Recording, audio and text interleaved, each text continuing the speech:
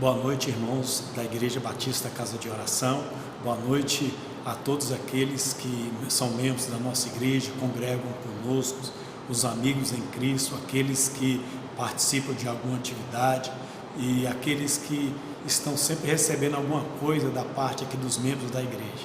Queremos dizer que nós estamos com saudade de todos vocês, mas queremos que Deus assim está nos sustentando e brevemente estaremos juntos. E hoje é um dia muito especial, a qual se comemora o dia da Páscoa, e eu quero deixar uma palavra para os irmãos nessa noite, em nome de Cristo Jesus.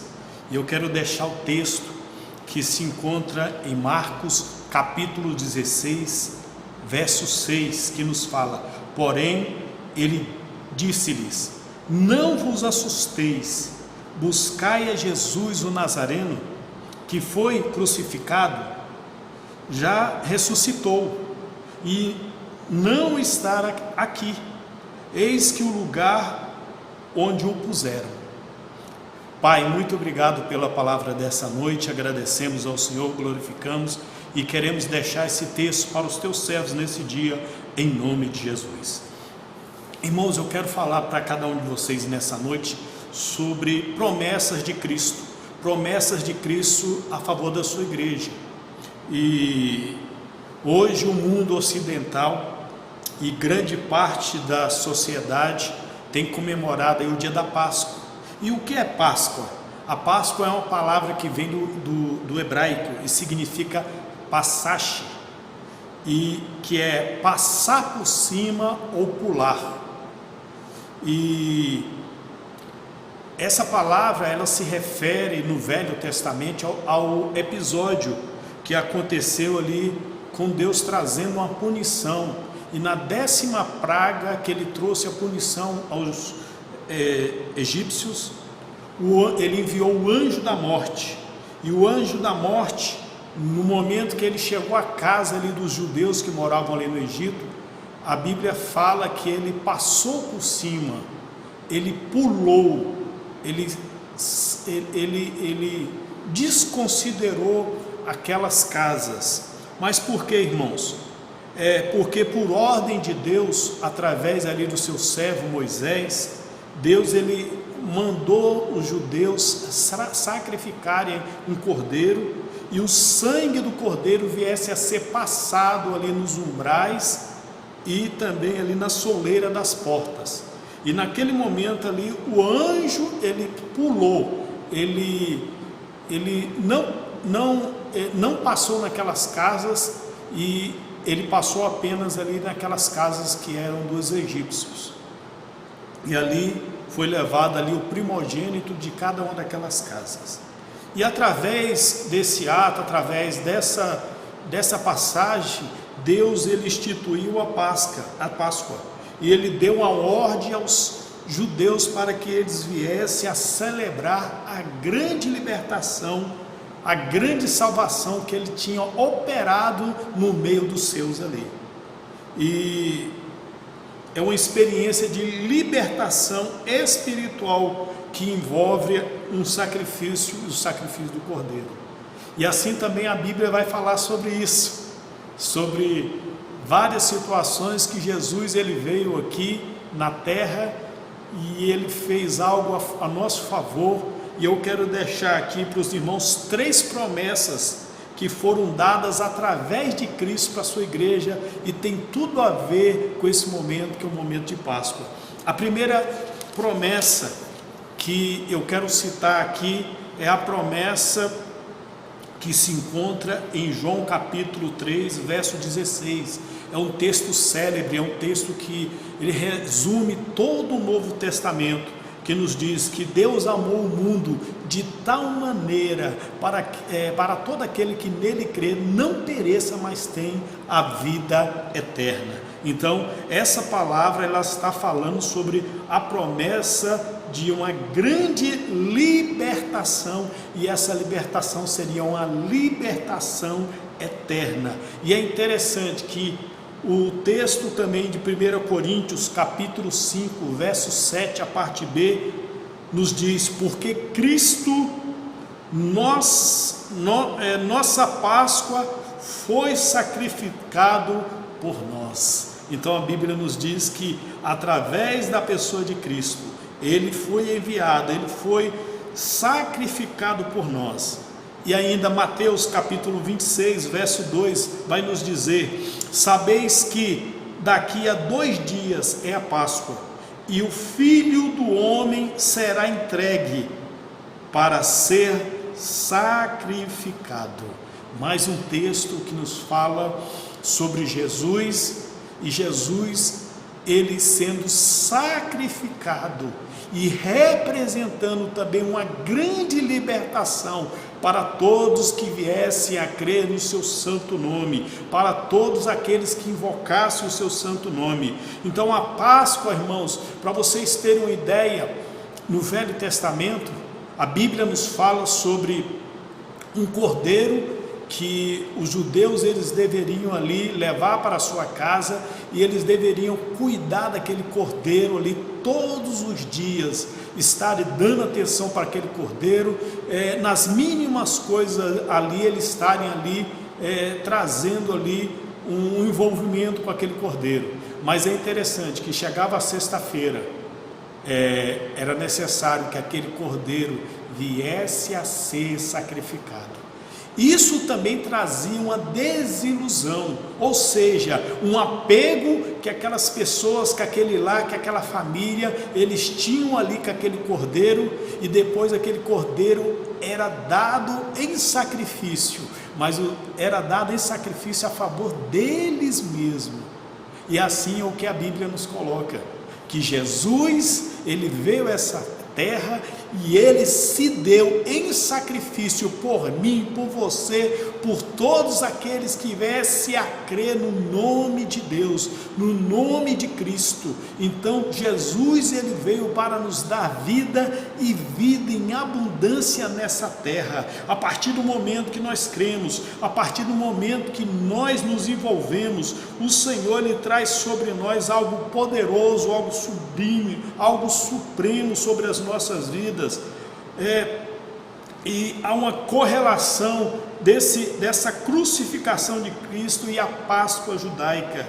É um símbolo, a qual hoje esse símbolo da Páscoa é o próprio Cristo. E é interessante que a Bíblia nos fala para podermos todos os meses estarmos comemorando, estarmos celebrando a ceia do Senhor. E a ceia do Senhor, ela serve também com esse intuito de estarmos relembrando aquilo que Ele fez por nós, estar relembrando também que um dia Ele voltará. E a Bíblia coloca para que a gente venha continuar celebrando, justamente esse momento da ceia do Senhor, até que Ele venha, até que Ele venha buscar a sua igreja, até que Ele venha estar estabelecendo a sua vontade. Mas o que eu quero colocar para os irmãos, que através desse sacrifício de Cristo nós fomos aceitos, os nossos nossos pecados, quer dizer, foram perdoados, e nós fomos aquilo que estava afligindo a nossa alma diante da face de Deus foi retirado. E eu quero dizer para você, muitas vezes existem pessoas que entregam a sua vida para Jesus, vai até Jesus e ainda não conseguiu superar certos momentos de angústia, de aflições, de escravidão. Mas eu quero dizer para você, se humilhe-se diante da poderosa mão de Deus, que a seus tempos Ele vos exaltará. É o que a Bíblia nos fala, lançando sobre Ele toda a vossa ansiedade, porque Ele tem cuidado de vós. Então, irmãos, o que eu quero dizer para vocês hoje, que vocês possam estar diante da presença de Deus, e aquilo que vocês ainda não conseguiram estar totalmente diante da face do Senhor, que vocês ainda não conseguiram vencer, eu quero dizer que através da sua humilhação, por causa desse sacrifício, você vai conseguir. Mas você não, mas é Ele, porque Ele já fez por sua vida. Ele já levou sobre si os nossos pecados, as nossas enfermidades, e você vai conseguir vencer, você vai conseguir ter esse perdão e sentir da parte de Deus que você é um filho de Deus e que os seus pecados, todos eles foram perdoados em nome de Jesus. A segunda coisa que eu quero trazer para os irmãos nessa noite é que a promessa da vinda de uma outra pessoa que estaria nos ajudando, uma outra pessoa que estaria representando, substituindo a pessoa de Cristo, e essa pessoa é a pessoa do Espírito Santo, e em muitas passagens fala que é o Consolador. Eu quero deixar alguns textos para os irmãos nessa noite, e o primeiro texto é o texto de João capítulo 14, verso 26, que nos fala: mas aquele Consolador, o Espírito Santo, que o Pai enviará em meu nome, vos ensinará todas as coisas e vos fará lembrar de tudo quanto vos tenho dito. Ou seja, irmãos, é uma promessa da parte do Altíssimo, é enviar uma pessoa que tem as mesmas características dos céus, que tem o mesmo padrão dos céus. E eu quero dizer que somente através do Espírito Santo nós podemos vencer nessa terra, somente através do poder do Espírito Santo que nós podemos estar cumprindo a lei de Cristo. É Ele que nos ajuda, é Ele que nos fortalece, e Paulo entendeu isso, que aquilo que ele queria fazer, ele não conseguia, mas da parte de Deus, através do Espírito Santo, ele pôde vencer, ele pôde conseguir.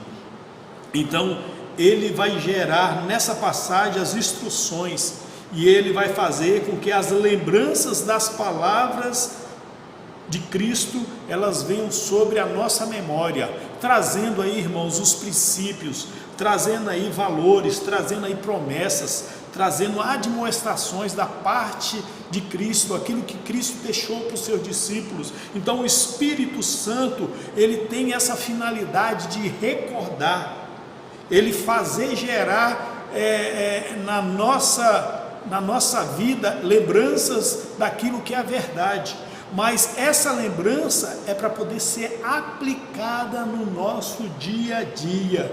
Essas lembranças que o Senhor nos traz é para ser contextualizada no momento a qual nós estamos vivendo, aquilo que você está precisando.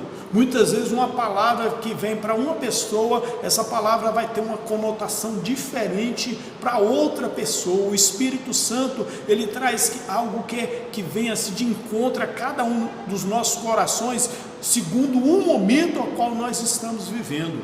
E tudo isso é para poder gerar testemunho para o Evangelho, testemunho para exaltar a pessoa de Deus, testemunho para glorificar o Todo-Poderoso, testemunho para poder dizer que aquilo que Cristo começou, nós estamos dando continuidade. Aquilo que Cristo veio fazer nessa terra, nós estamos nos passos dele, nós estamos caminhando segundo aquilo que é a vontade de Deus, e nós estamos aplicando aquilo que ele deixou para que a sua igreja viesse a viver. Não apenas isso, irmãos, mas também o texto, que é o texto de João capítulo 16, verso 13, que nos fala, novamente falamos sobre o Espírito Santo. Mas quando vier aquele Espírito da verdade, ele vos guiará em toda a verdade, porque não fala de si mesmo, mas dirá tudo o que tiver ouvido e vos anunciará o que há de vir. Então o Espírito Santo, ele trará revelações, e muitas vezes essas revelações serão progressivas na nossa vida, segundo aquilo que nós podemos compreender. É como que Deus, ele vai nos conduzindo para um caminho, e pouco a pouco ele vai revelando ali o querer dele, ele vai abrindo ali os seus pergaminhos ao nosso favor, aquilo que já está escrito nos seus livros, e ele quer que nós venhamos a estar recebendo essa palavra da parte dele. Então Deus, ele sempre revela a si mesmo, e as revelações de Deus, elas não têm fim. Agora, para nós que somos humanos, nós temos limitações. E é interessante que uma das pessoas que foram impactadas pelo Espírito Santo foi um homem que escreveu o coro Aleluia para o Messias, um grande musicista do passado, um maestro chamado Handel. E ele disse, quando ele escreveu esse coro, ele afirmou: vi que os céus se abriram e contemplei o grande Deus branco sentado sobre o trono. Então ele teve uma revelação da parte do Altíssimo, aquilo que Ezequiel ele pôde experimentar da parte do Espírito Santo, aquilo que Isaías no capítulo 6 ele deixou registrado, que viu o Senhor. Então são passagens, são demonstrações que nos declaram, que demonstram para nós que esse Espírito é um Espírito revelador. Ele sempre tem algo novo para nós. E a verdade não é algo que nós conseguimos descobrir, mas é um dom de Deus. A verdade, ela faz parte de um atributo da parte de Deus. E é o Espírito, somente o Espírito Santo, que ele está esperando a hora certa, o momento certo para trazer aquilo que nós precisamos receber numa nova etapa da nossa vida. É esse Espírito que nós devemos confiar, que nós devemos esperar. E eu quero também colocar aqui sobre essa promessa do Espírito Santo em Romanos capítulo 8, verso 26, que nos diz: e da mesma maneira também o Espírito Santo ajuda as nossas fraquezas, porque não sabemos o que havemos de pedir como convém, mas o mesmo Espírito intercede por nós com gemidos inexprimíveis. Oh, irmãos, aqui está se referindo à nossa comunhão com Deus, a nossa interação com Deus, e aqui envolve a oração. E um grande homem de Deus que nasceu no final do século XIX e morreu em 1973, ele foi um dos grandes teólogos protestantes ali do Reino Unido, e o nome dele era Charles Harold Dodge, e ele deixou escrito o seguinte, que a oração é o divino em nós, apelando ao divino por nós. Então é o Espírito Santo na nossa vida, dentro do nosso coração, dentro do nosso ser, buscando a nossa interação com esse Deus, com o Deus dos céus, com Cristo, com o Altíssimo. E não devemos, a Bíblia fala que nós não sabemos orar corretamente, porque não podemos prever o nosso futuro. Nós não sabemos, irmãos, o nosso futuro, mas o Espírito Santo, ele sabe do nosso futuro, e quando nós buscamos a sua vontade, ele vai nos conduzir. A Bíblia ainda nos coloca aqui nessa passagem que nós não sabemos orar corretamente, porque não sabemos o que é o melhor para nós. Talvez aquilo que Deus ele tem de melhor para uma pessoa não vai ser para você. Aquilo que talvez ele tem para você não vai se encaixar na vida do seu próximo, na vida do seu irmão, na vida de um parente, de um irmão, de um familiar. Cada um de nós, Deus ele sabe o que é melhor, e muitas vezes nós oramos e oramos mal, oramos e não recebemos, porque oramos para os nossos próprios deleites e prazeres. É o que deixa registrado Tiago em sua carta, capítulo 4. Nós não sabemos, irmãos, muitas vezes a nossa alma, ela tem uma inclinação para a nossa carne, E a nossa alma, ela muitas vezes ela quer ditar certas coisas que sai fora daquilo que é o caminho do Senhor, que é a vontade do Senhor. Mas somente o Espírito Santo, é Ele que pode nos dar a direção, é Ele que pode nos conduzir. Aleluia. É o Espírito Santo que intercede por nós, e de uma tal forma, como intensas dores, e de uma forma profunda. Ou seja, o Espírito Santo, ele entende muitas vezes o que você está passando, muitas vezes aquilo que você está vivendo, e é Ele que intercede por nós. Nós precisamos ter esse auxílio do Espírito Santo. Oh, amados, tantas são as promessas do Espírito Santo a nosso favor. Ele não apenas é essa pessoa que nos guia, mas Ele é o nosso consolador.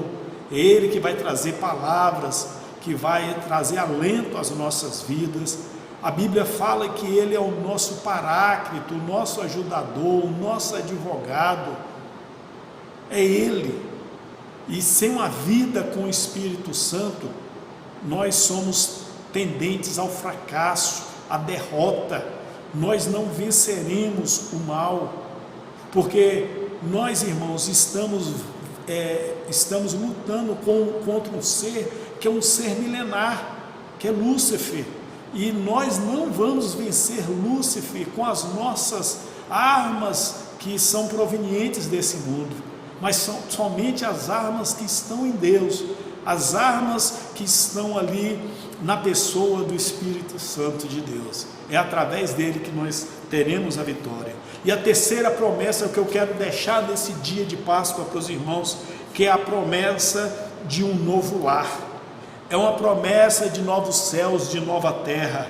E a Bíblia nos diz em João capítulo 14, verso 1, verso 2, e a Bíblia nos fala: não se turbe o vosso coração, credes em Deus, credes também em mim. Na casa do meu Pai há muitas moradas, se não fosse assim, eu vos teria dito, pois vou preparar-vos lugar.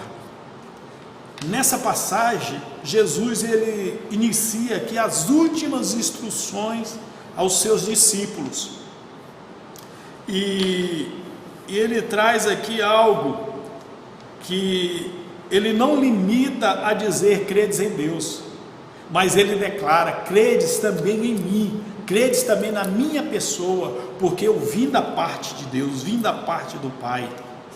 E é interessante que o Senhor, quando ele fala sobre isso, tem várias passagens, várias promessas, e uma delas em Romanos capítulo 8, verso 32, que nos fala que Deus ele deu graciosamente o Senhor Jesus para poder morrer pelos nossos pecados, e com ele não nos daria também todas as coisas. Ou seja, irmãos, Deus ele está disposto a dar tudo que ele tem, tudo que é do seu reino, para os seus filhos, para trazer, para nos agradar, no sentido de nos prover, de nos completar, de nos suprir. Ele sabe o coração de cada um, e ele sabe até onde ele pode estar trazendo a dádiva a cada pessoa, e muitas vezes nós não estamos preparados, mas aí temos que passar pelo processo de Deus para podermos alcançar aquilo que Ele tem designado para nós. E essa passagem, ela vai falar de moradas, e essa morada, nós podemos aqui dizer mesmo que é a casa de Deus, e essa casa de Deus ela está nos céus. E quando essa palavra aqui no grego ela fala monai, e ela também significa estágios, céus. Então para nós, né, céus significa céus. E é interessante que essas moradas aqui para os gregos significava esferas. E um dos pensadores do passado, Clemente de Alexandria, ele cria em estágios segundo o grau de santidade. Aquilo que a pessoa já alcançou era o que ela ia receber nos céus. mas também a gente pode entender isso aí por aquilo que a Bíblia nos fala sobre galardão. Aquilo que você estiver estabelecendo para Deus, para o reino de Deus nessa terra, você vai estar recebendo algo da parte dele lá nos céus. Aí nós conseguimos encaixar naquilo que nós chamamos de galardão, de bênçãos, de algo que Deus ele tem reservado por causa da nossa fidelidade a Ele. É interessante isso. O verso 2, ele vai estar externando a veracidade da promessa, e vai falar que há muitos lugares, e esses muitos lugares é para que a gente possa crer, e ele dá a entender que é um encorajamento aqui, né? Jesus passa aqui uma ideia de estar levando os seus discípulos a continuarem naquela peleja, naquela caminhada de fé, e muitas vezes haverá dor, perseguições, ódio, mas também haverá, como ele está trazendo aqui, a glória. Tem momentos difíceis, tem momentos que são momentos apertados, momentos cruciais, momentos de lágrimas que nós passamos, mas na frente vem uma bonança. É o que o Senhor ele quer trazer para a sua vida nessa noite.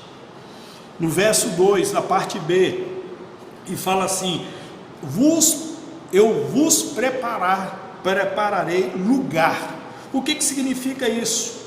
Essa palavra no original grego significa prenudos, precursor, ou seja, Jesus estaria indo à frente, Jesus estaria sendo um precursor, ele estaria abrindo o caminho para posteriormente os seus discípulos também imitarem ele naquele mesmo caminho, estarem sendo conduzidos por aquela mesma vertente ali. Então significa isso, significa que o Senhor ele venceu, e esse lugar a qual ele já passou, ele quer que nós venhamos também estar passando. Então essa promessa de um novo lar, mas também a promessa do Espírito Santo, do Consolador, e também essa promessa dos nossos pecados serem perdoados, e nós conseguimos a remissão das nossas faltas e impiedades, porque a Bíblia nos fala, irmãos, que principalmente no livro de Apocalipse, e o Apocalipse é uma sentença selada, é uma palavra que Deus deixou registrado e não tem como revogá-la. Essa palavra vai se cumprir e fala sobre o dia do juízo final, a qual toda a humanidade vai passar. Mas para aqueles que entregaram as suas vidas para Jesus, será totalmente diferente. Será um tempo de novos céus e nova terra. Eu deixo a palavra para cada um dos irmãos nesse dia de Páscoa, a qual o Senhor ele quer renovar a sua vida, fortalecer os seus caminhos, e que você possa buscá-lo cada vez mais. São dias que nós temos aí tempo para poder estreitar o nosso relacionamento com Deus. Oremos nesse momento. Pai Celestial, agradecemos ao Senhor, glorificamos ao Teu santo nome. Muito obrigado por esse dia. Nós entregamos os nossos irmãos, nós entregamos a cada um que está, Senhor, participando, que está recebendo essa palavra nessa noite, que o nome de Jesus venha a ser glorificado. Muito obrigado por esse dia de Páscoa, esse dia a qual temos como memorial daquilo que o Senhor fez por nós na cruz do Calvário. E não somente o Senhor deu a sua vida, mas ressuscitou para que nós viéssemos ter vida e vida em abundância contigo. Muito obrigado, agradecemos, muito obrigado, Senhor, em nome de Jesus. Uma boa noite para todos, que Deus abençoe os seus caminhos. Fique com Deus, tenha uma semana de vitória.